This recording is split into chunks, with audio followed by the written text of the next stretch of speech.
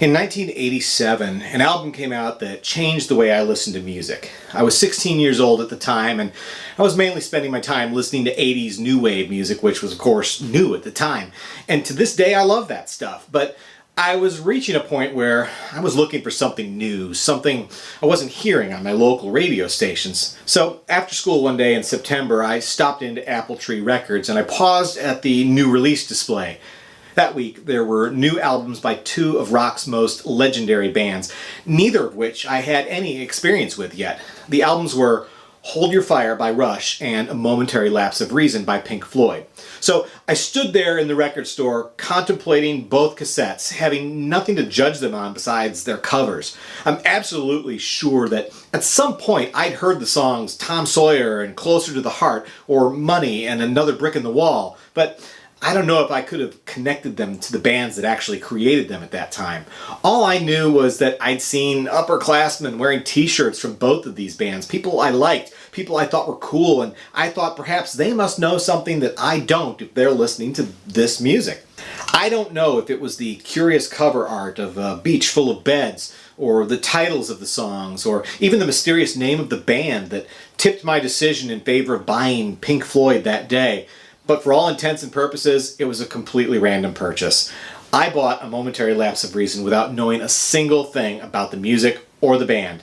And what I discovered on that tape absolutely blew away my 16-year-old mind. I'd never heard music like this. This wasn't your formulaic verse, chorus, verse stuff that I'd grown up listening to on pop music radio stations. There were long instrumental passages, almost like new age music. There were ambient sounds that made you feel as if you were somewhere else, in a rowboat, on the water. There were sound effects that came at you from all sides with your headphones on. Ghostly voices from staticky radios or film reels intermingled with pianos and saxophones awash in reverb. And there was this amazing guitar sound that pulled it all together.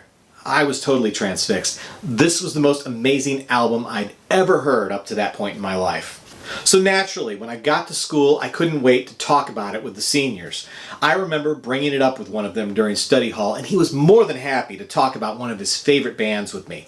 After a few minutes, though, came the question that would lead me down a whole new path. How do you think it compares to Dark Side of the Moon?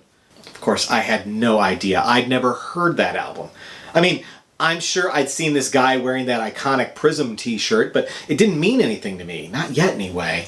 Dude, you need to listen to Dark Side of the Moon. He stressed this to me so strongly, as if I didn't even have a choice in the matter. But honestly, when it comes to music, there are few phrases more true, more applicable to absolutely everyone than you need to listen to Dark Side of the Moon. You do. You just do. It's a universal truth. And I think that at some point in everyone's life, someone will share this truth with them. And on that fateful day, the time had come for me to know the truth. So needless to say, as soon as I could, I went out and bought Dark Side of the Moon on cassette. Now, I don't want to go down the rabbit hole of talking about that album today. I could devote an entire YouTube channel just to making videos about that one record. But suffice it to say, everything I loved about the music I discovered on Pink Floyd's 1987 album was also on their landmark 1973 classic, and then some. I quickly became obsessed. I don't know anymore what order I went in, but in the span of a few weeks, I discovered Wish You Were Here, Animals, The Wall, and The Final Cut. I worked my way backward in the Pink Floyd discography too. Metal, Atom Heart Mother, all the way back to The Piper at the Gates of Dawn. But I didn't stop there. 1987 was also the year that Roger Waters released his second solo album, Radio Chaos. So I had to have that. Now, if you're a longtime Pink Floyd fan, you probably remember hearing stories about Waters and Floyd both being on tour for their new albums at the same time, sometimes playing concerts in the same town on the same night. I remember how jealous I was seeing guys in their Roger Waters t-shirts the day after the show. T-shirts that stoked the flames of the conflict between Waters and his former bandmates, emblazoned with the lyric from Have a Cigar, "Oh, by the way, which one's pink?" Of course, to some, the answer to that question was Syd Barrett. Naturally, I picked up his solo albums as well, not to mention David Gilmour's. I had to have it all. I had to have absolutely everything.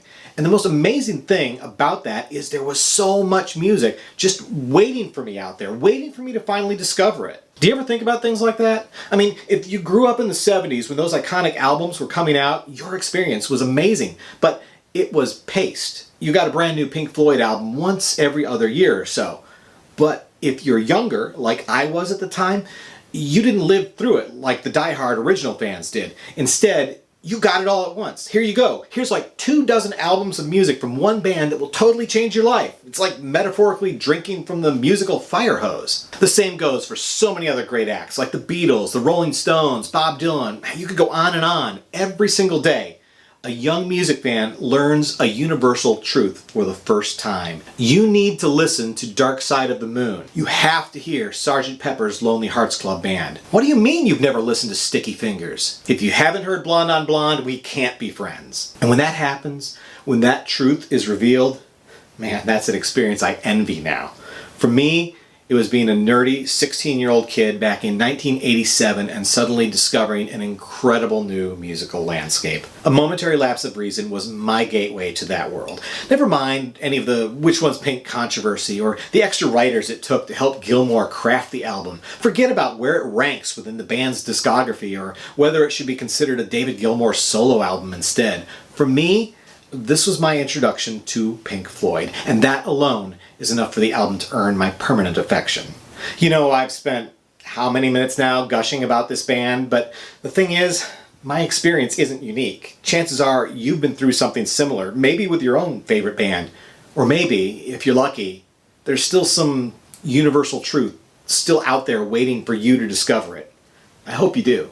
I hope that's the case, because I just know, it's going to be awesome. My name's Kyle, and this is Track by Track, music reviews, news, and commentary. Thank you for watching.